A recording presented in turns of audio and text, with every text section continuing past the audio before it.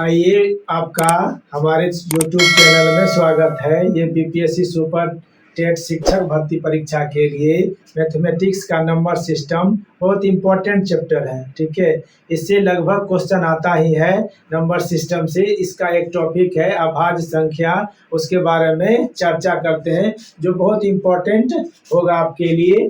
तो number system से ये अभाज्य संख्या, प्राइम संख्या, वैसी संख्या जो एक से कह रहा है कि वैसी संख्या जो एक से और खुद से विभाजित हो, जो एक से और खुद से विभाजित हो, वैसी संख्या को क्या कहेंगे? प्राइम संख्या कहते हैं, प्राइम नंबर अभाज्य संख्या कहते हैं। तो सबसे छोटी प्राइम नंबर क्या है, अभाज्य संख्या क्या है? पहला क्वेश्चन यही आता है कि सबसे छोटी अभाज्य संख्या कौन सा है। तो सबसे छोटी अभाज्य संख्या बोला जाए तो हो जाएगा आपका 2। ये है क्या? सबसे छोटी अभाज्य संख्या है। ठीक है, और इसी में पूछा जाए कि सबसे क्या कहते हैं, ये जो है सम संख्या कौन होगा, सम अभाज्य संख्या कौन है, तो हो जाएगा आपका 2। केवल 2 ही है जो सम भी है और सबसे छोटी अभाज्य संख्या भी है।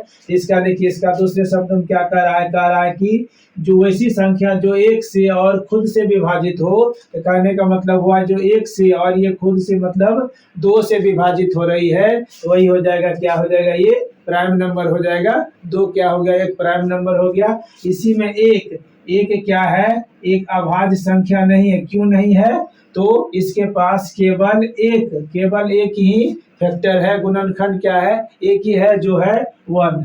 इसमें होना क्या चाहिए, तो 2 होना चाहिए, ओनली 2 होना चाहिए, ना ज्यादा ना कम होना चाहिए। ठीक है, इसका दूसरे शब्दों में बोलेंगे, इसको कह सकते हैं इस तरह से, इट हैज ओनली 2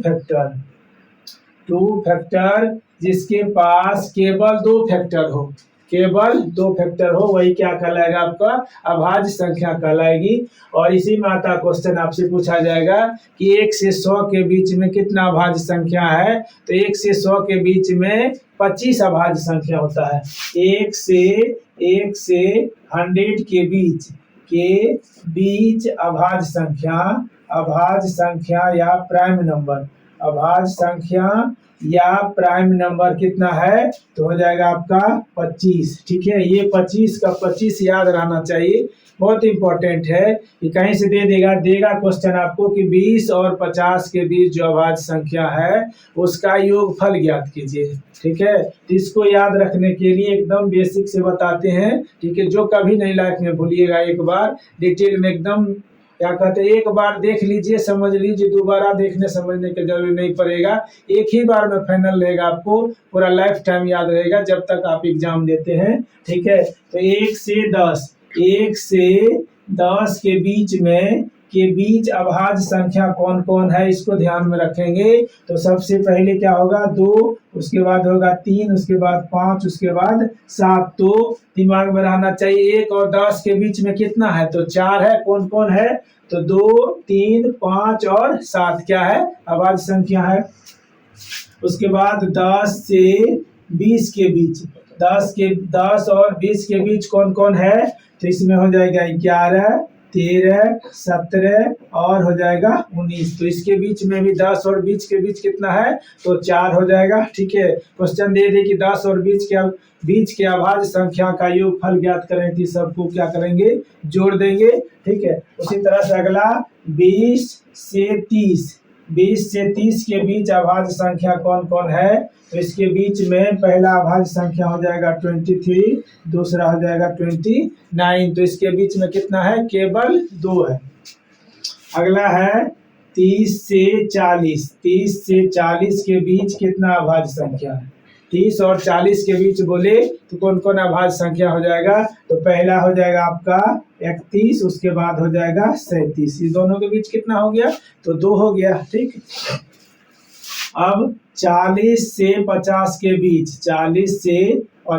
बीच अभाज्य संख्या कितना है, तो पहला हो जाएगा 41, उसके बाद 41, उसके बाद हो जाएगा 43, 43, 47, 47।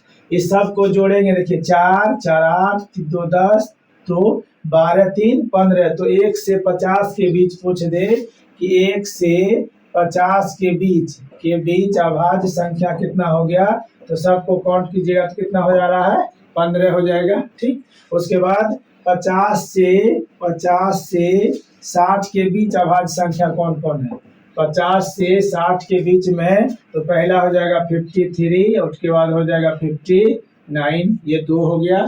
ठीक, उसके बाद 60 से 70 के बीच कितना है, 60 और 70 के बीच इस तरह से तोड़ तोड़ के समझेंगे तो पूरा पूरा याद रहेगा। ठीक है, 60 और 70 के बीच बोलेगा तो कितना हो जाएगा, 61 हो जाएगा, और 67 हो जाएगा, 67 हो जाएगा। फिर 70 से 80 के बीच में कितना अभाज्य संख्या है, 70 और 80 के बीच में तो 71 हो जाएगा, उसके बाद 73 हो जाएगा, और 79 हो जाएगा, 3 हो जाएगा।